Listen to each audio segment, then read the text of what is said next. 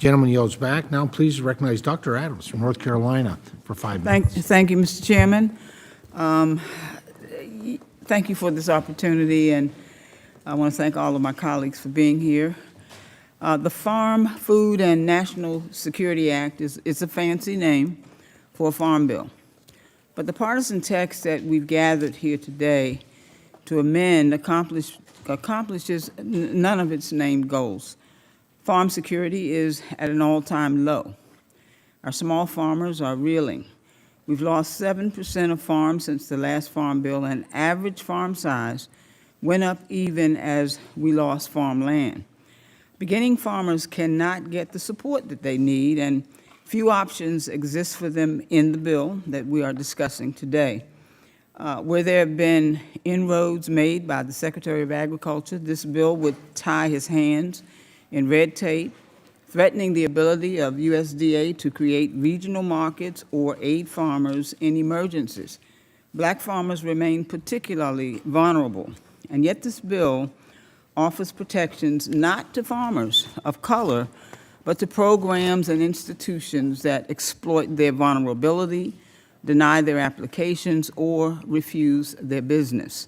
Food security is also at an all-time low, and rather than address it head-on with this country's most efficient, most effective program, this bill cuts SNAP by $30 billion.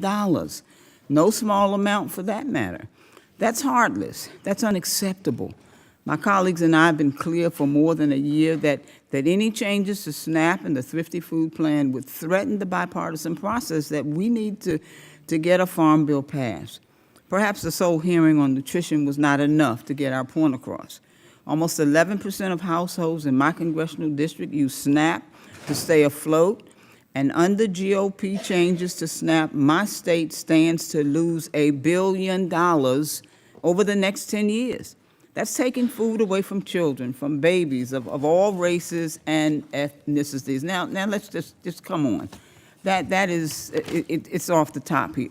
This bill makes changes to SNAP that are rooted in conspiracy theories, stereotypes, and desire to PPP, punish poor people. That is deeply unchristian.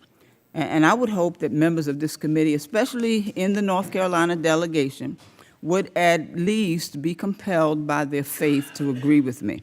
And lastly, if farm security and food security are essential for national security, as many here have established at the last meeting of this committee, then a bill that makes aggressive cuts to SNAP and doesn't even try to stop the bleeding of the crisis facing small farmers puts this country at risk. Mr. Chairman, furthermore, climate change poses life and death threats to our food supply and to all invisible workers who make our agriculture industry possible. This bill eliminates the flow of our IRA's conservative dollars to climate-smart practices that benefit producers and the planet. In what universe does the deepening climate calamity make our country safer? What future are we building for our children?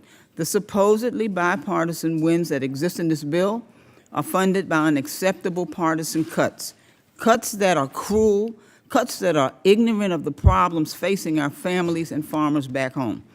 And so I'd like to enter into the record a letter from the Charlotte-Mecklenburg Food Policy Council in opposition to this bill and the SNAP cuts at the center of it.